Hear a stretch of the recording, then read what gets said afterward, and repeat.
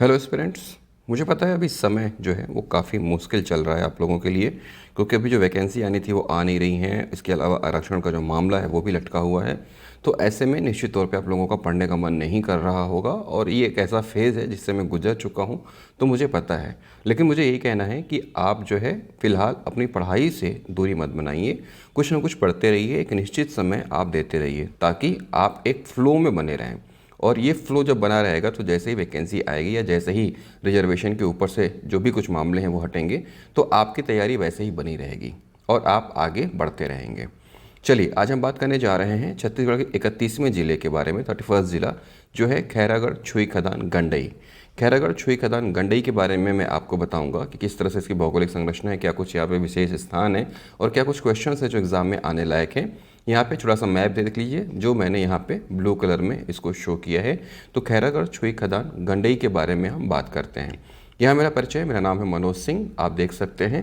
और ये जो मैप है खैरागढ़ छुई खदान और गंडई का, इसको आप एक बार अच्छे से देख लीजिए, और चाहे तो इसका स्क्रीनशॉट भी आप ले लीजिएगा, ताकि आपको अगर कोई दिक्कत हो आपको याद करने में तो आप इस मैप को बार बार देख सकें। इससे इसके जो डायरेक्शंस हैं वो आपके कॉन्सेप्ट एकदम क्लियर हो जाएंगे। अब देखिए, यहाँ पे है ईस्ट, ये है वेस्ट, ये है नॉर्थ और ये है साउथ। तो इस तरह से आप देख सकते हैं कि जो नया जिला बना है खैरागढ़ छुई खदान गंडई, उसके ईस्ट वेस्ट नॉर्थ साउथ में क्या है। ईस्ट में हम दो जिले देखेंगे, एक तो है बेमेतरा और दूसरा है दुर्ग। इसके अलावा वेस्ट में हम जाएंगे तो यहाँ पे दूसरे स्टेट की सीमा लगती है। यहाँ पे नॉर्थ में हम जाएंगे तो कवर्धा मिलेगा, और यहाँ साउथ में हम आएंगे तो यहाँ हमें मिलेगा राजनांदगांव। इससे क्या चीज़ क्लियर होती है? इससे क्लियर ये होती है कि राजनांदगांव के उत्तरी हिस्से को अलग करके नया ज़िला बनाया गया है, जिसका नाम है खैरागढ़ छुई खदान और गंडई। इस तरह से मैप को आप अच्छे से देखेंगे तो आपका कॉन्सेप्ट क्लियर हो जाएगा, और आप स्क्रीनशॉट लेके इसका रख लीजिए। जब भी आपको खाली समय मिले आप बस एक बार इस पर अपनी नज़र डाल लीजिए और इस तरह से याद करने की कोशिश करिए, तो ये कॉन्सेप्ट आपके दिमाग में घुस जाएगा। अब इसके मुख्य मुख्य बातें देख लेते हैं। घोषणा कब हुई थी इस जिले की? 16 अप्रैल 2022 को। राजपत्र प्रकाशन कब हुआ है? 1 सितंबर 2022 को। और इसका लोकार्पण कब हुआ है, शुभारंभ कब हुआ है? 3 सितंबर 2022 को। घोषणा हो गई थी 16 अप्रैल को, राजपत्र में प्रकाशन हुआ है 1 सितंबर 2022 को, लोकार्पण की तिथि है 3 सितंबर 2022। अब ये जो जिला है किस संभाग में आएगा? तो ये संभाग होगा दुर्ग। दुर्ग संभाग के अंतर्गत आएगा। क्यों? क्योंकि पहले राजनांदगांव भी दुर्ग संभाग के ही अंतर्गत था, तो राजनांदगांव से ही अलग होकर खैरागढ़ बना है, तो ये भी दुर्ग संभाग में ही आएगा। इसका मातृ जिला कौन है? किस जिले से अलग हुआ है? ये जिला अलग हुआ है राजनांदगांव जिले से। राजनांदगांव जिले का कौन सा हिस्सा? उत्तरी हिस्सा। यहाँ पे देखिए राजनांदगांव है, और ये इसका नॉर्थ पोर्शन राजनांदगांव का, जो अब खैरागढ़ जिले के रूप में जाना जाएगा। तो यहाँ पे कुछ इंपॉर्टेंट फैक्ट्स है जो आपके लिए जानना ज़रूरी है।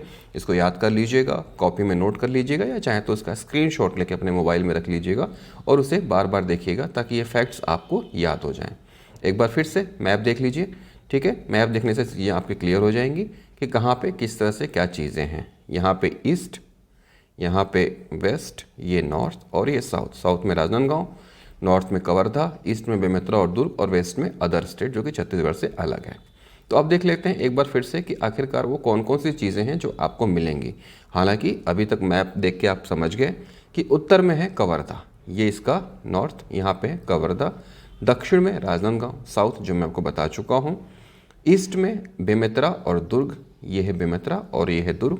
और वेस्ट में जैसे मैंने आपको बताया था कि अदर स्टेट है, तो ये कौन सा स्टेट है? मध्य प्रदेश। और मध्य प्रदेश का कौन सा जिला लगता है? बालाघाट। तो खैरागढ़ से कौन सा अदर स्टेट लगता है? बालाघाट, जो कि मध्य प्रदेश का हिस्सा है। और जब हम खैरागढ़ छुई खदान के निचले हिस्से में जाएंगे, साउथ हिस्से में जाएंगे, तो यहाँ जो राजनांदगांव का पोर्शन है वो किससे टच हो जाता है? महाराष्ट्र से टच हो जाता है। तो इस तरह से आप अपने मैप को देख के बार बार इसे पढ़ के अपना कॉन्सेप्ट क्लियर कर लीजिएगा, ताकि नए जिलों से रिलेटेड कोई क्वेश्चन आए तो आप उसका सवाल आसानी से दे सकें। और मुझे ऐसा लगता है कि इस तरह के क्वेश्चंस बनेंगे जो मल्टीपल ऑप्शन में होंगे और डायरेक्शन से संबंधित होंगे।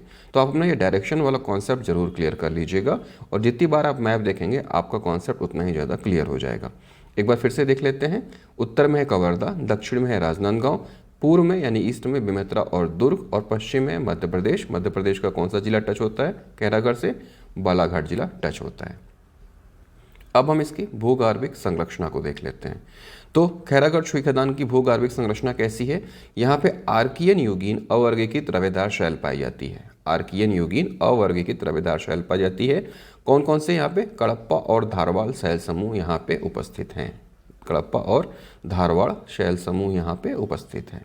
ये दोनों बहुत ही इंपॉर्टेंट है आपके लिए, इसको आप याद रखिएगा। कड़प्पा एवं धारवाड़ शैल समूह यहाँ पे उपस्थित हैं खैरागढ़ छुई खदान गंडई में। ये इसकी भूगर्भिक संरचना है। अब चूंकि ये जो शैल समूह है ये अगर यहाँ पे उपस्थित है तो इसी से रिलेटेड खनिज भी आपको मिलेंगे, क्योंकि आपको पता है कि कड़प्पा शैल समूह और धारवाड़ शैल समूह में किस तरह के खनिज पाए जाते हैं। तो कड़प्पा है तो जाहिर सी बात है चूना पत्थर और क्वार्ट्जाइट सिलिका, और धारवाड़ शैल समूह है तो लौह अयस्क। लौह अयस्क की संभावना जो है बताई गई है यहाँ पे। अभी यहाँ पे लौह अयस्क का कोई खदान नहीं खुली है या खुदाई शुरू नहीं हुई है। ये संभावना जताई गई है कि इस पोर्शन में भी यहाँ पे लौह अयस्क का भंडार है। अगर भविष्य में जरूरत पड़ी तो यहाँ पे लौह अयस्क निकाला जा सकता है। तो भूगर्भिक संरचना हो गई इसकी। कड़प्पा एवं धारवाड़ शैल समूह, आर्कियन युगीन यहाँ पे अवर्गीकृत रवेदार शैल है। प्रमुख खनिज चूना पत्थर, क्वार्ट्जाइट, सिलिका और लौह अयस्क संभावित। ठीक, तो इस तरह से ये पोर्शन आप अच्छे से देख लीजिएगा। ज्योग्राफी में आपके एग्जाम में मेंस में क्वेश्चन आने की संभावनाएं रहेंगी और ये चीज़ें आपको पता रहेंगी तो आप इजीली अपना आंसर सॉल्व कर लेंगे। मिट्टी के बारे में देख लेते हैं कि खैरागढ़ छुई खदान गंडई जिले में मिट्टी किस तरह की है। मिट्टी है यहाँ पे काली यानी कि कन्हर और लाल पीली यानी कि मटासी। तो दोनों ही मिट्टियाँ यहाँ पे पाई जाएंगी। उसी हिसाब से फसलों को भी देख लीजिएगा कि काली कन्हर मिट्टी है तो किस तरह की फसल यहाँ पे ली जा सकती है, लाल पीली मिट्टी है तो किस तरह की फसल यहाँ पे ली जा सकती है। इन मिट्टियों से आप फसल को भी आप कोरिलेट कर लीजिएगा, इससे आपका फसल वाला पोर्शन भी तैयार हो जाएगा। बेसिकली दो मिट्टी हैं, काली और लाल पीली। ठीक है, अब नदी यहाँ पे कौन सा है? आपको पता होगा कि खैरागढ़ 3 नदियों के संगम पर स्थित है और वही 3 नदियाँ यहाँ पे आके मिलती हैं। वो 3 नदियाँ कौन सी हैं? आमनेर, मुस्का और पिपरिया। ठीक है, आमनेर, मुस्का और पिपरिया का संगम है और इसी संगम पे स्थित है खैरागढ़। तो ये 3 नदियाँ यहाँ के लिए इंपॉर्टेंट है। नदी प्रवाह और उद्गम, इसको आप याद कर लीजिएगा ताकि आपका क्वेश्चन कोई भी छूट ना सके। ठीक, तो मिट्टी और नदी प्रवाह उद्गम भी यहाँ पे हमने देख लिया। आमनेर, मुस्का, पिपरिया संगम है कहाँ पे? खैरागढ़ में, इन 3 नदियों का। चर्चित स्थान देख लेते हैं जिसके आने की संभावनाएं काफ़ी ज़्यादा रहती हैं, क्योंकि पर्यटन से 1 या 2 सवाल आपके प्रीलिम्स में रहते ही रहते हैं। तो खैरागढ़ तो आपने जान ही लिया। खैरागढ़ तो अपने आज जिला ही बन चुका है, इसलिए अब इसको अलग से याद करने की ज़रूरत नहीं है। प्राचीन रियासत है, यहाँ पे संगीत विश्वविद्यालय है। प्राचीन रियासत में किसने इसकी स्थापना की है वो देख लीजिएगा, लक्ष्मी निधि राय। और छुई खदान देख लीजिएगा, छुई खदान यहाँ पे है, प्राचीन रियासत है ये भी। महंत रूपदास ने इसकी स्थापना की। ये किस वंश के थे? ये बैरागी वंश के थे। बैरागी वंश के बारे में पूछ देता है तो उसको भी आप ध्यान रखिएगा। एक और जगह है मंडीप खोल, यहाँ पे प्राकृतिक गुफा है। और बैताल रानी, बैताल रानी क्यों फेमस है? यहाँ पे 9 मोड़ वाली घाटी है। तो इस तरह से ये बैताल रानी जो है फेमस है। 4 प्रमुख जगह खैरागढ़, छुई खदान, मंडीप खोल और बैताल रानी। खैरागढ़ और छुई खदान तो जिले के नाम में ही शामिल है, इसलिए आपको पता रहेगा। बस आपको यहाँ के रियासत के बारे में देख लेना है। संगीत विश्वविद्यालय यहाँ पर स्थित है, तो संगीत विश्वविद्यालय किसके नाम पे स्थित है? ठीक है, तो इंदिरा देवी संगीत स्थापित है यहाँ पे। और ये इंदिरा जी कौन है? ये आप इतिहास पढ़ेंगे तो आप जान जाएंगे और मैक्सिमम लोगों को पता ही होगा।